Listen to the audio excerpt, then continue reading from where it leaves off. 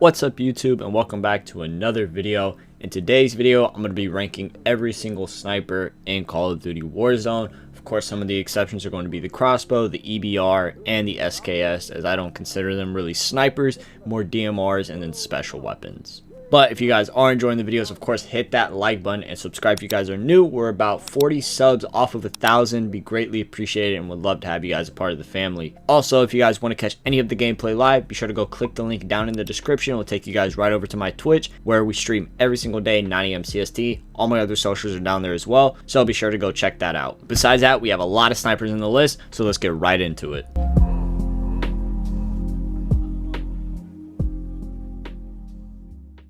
And coming in last place is the Dragunov. Now honestly, this thing is a slower Mark II, which is why it's lower than that. Again, this thing does not one shot to the head, so I do have to put it on the list. Again, I have more fun using this than the Rytek because that gun sucks. Of course, just like the Mark II, this thing does 2 shot if you hit a headshot and 3 shots to the body. One of the big downsides to this compared to the Mark II is that it has a little bit of a slower fire rate compared to the gun. One of the upsides though is that it has a faster bullet velocity time.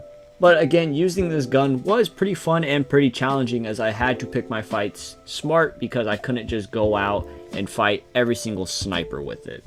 But again, this gun is on the list for being the worst sniper in Warzone simply because it can't one shot to the head, and it has a worse fire rate than the Mark II, and as someone who plays aggressive, those are things that I look at to be the best.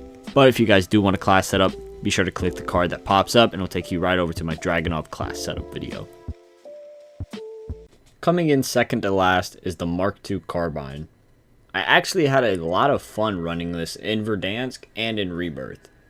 This thing 2 shots if you can hit a headshot, and 3 shots to the body. With its fast fire rate, it's actually pretty good.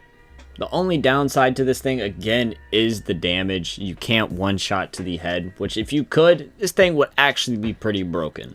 Since it can't one shot to the head, I have to put it on this list. If I had to choose between this or the Rytek though, trust me, I'm taking this. But again, I don't have a class setup video for this sniper. I will have one later. So again, subscribe if you guys are new and hit that like button. I promise I'm trying to push out as many videos as I can. I just don't want to push out too many and then not have enough before Vanguard. But again, this gun is super fun, especially up close. Just be careful against car and Swiss users, as they can one tap you in the head and you will only get a hit marker. We have the Rytek. Now, the only reason that this gun isn't last is simply because it can one shot to the head with full body plates.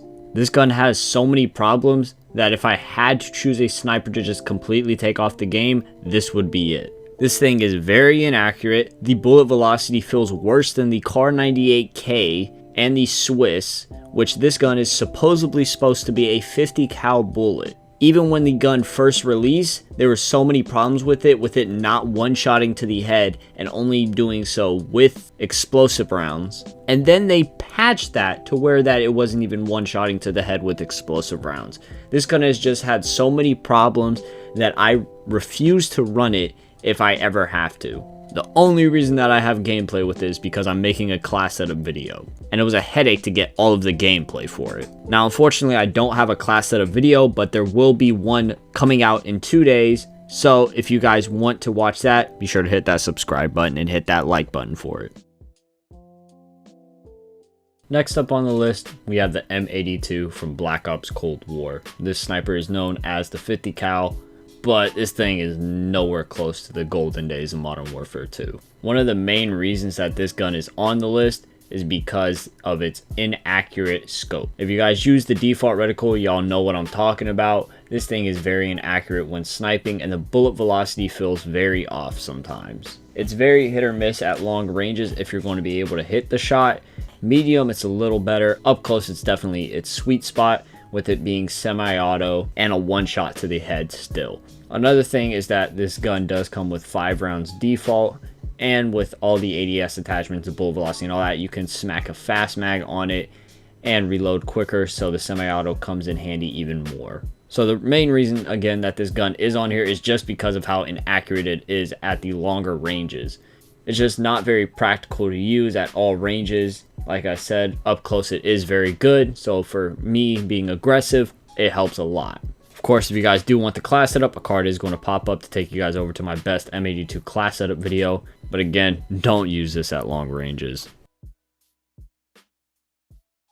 So coming in at number 5, we have the HDR. Now, truly the only reason that I have the HDR on this list is because of how slow the ADS time is. Now, I do know that this gun is really good for super far ranges, but as I'm an aggressive player and I'm pushing up close a lot of my gunfights, it really isn't as useful.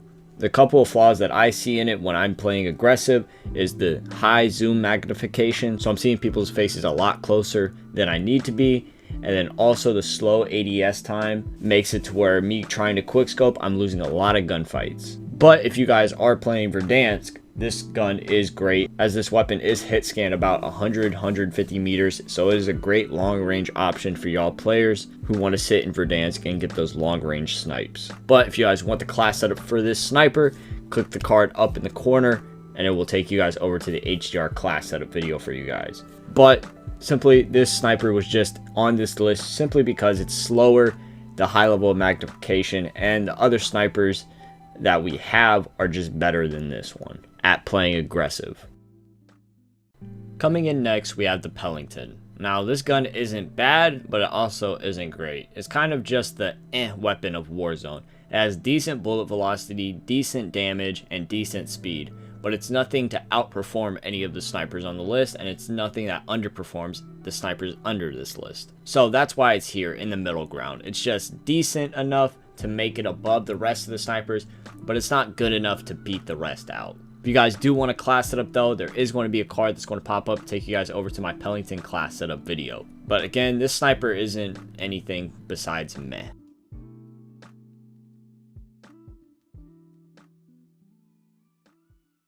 Now coming in after the Pelington is the ZRG. And truly the only reason that the ZRG beats the Pelington out is because of its bullet velocity. This thing has an amazing bullet velocity that could rival the Tundra and the HDR. Before its nerf, this thing was actually hit scan upwards of 300 I think meters, which was actually insane. This gun is amazing at farther ranges, even up close it can handle its own. But that's the reason it's above the Pelington, is simply just because of its bullet velocity. Again, the other 5 snipers on this list just beat it out because of their speed, damage, and their bullet velocity. The ZRG is good at bullet range, but besides that, it lacks in the damage and the speed compared to other snipers. But if you guys do want a class setup, there is going to be a card to pop up and take you guys over to the ZRG class setup video.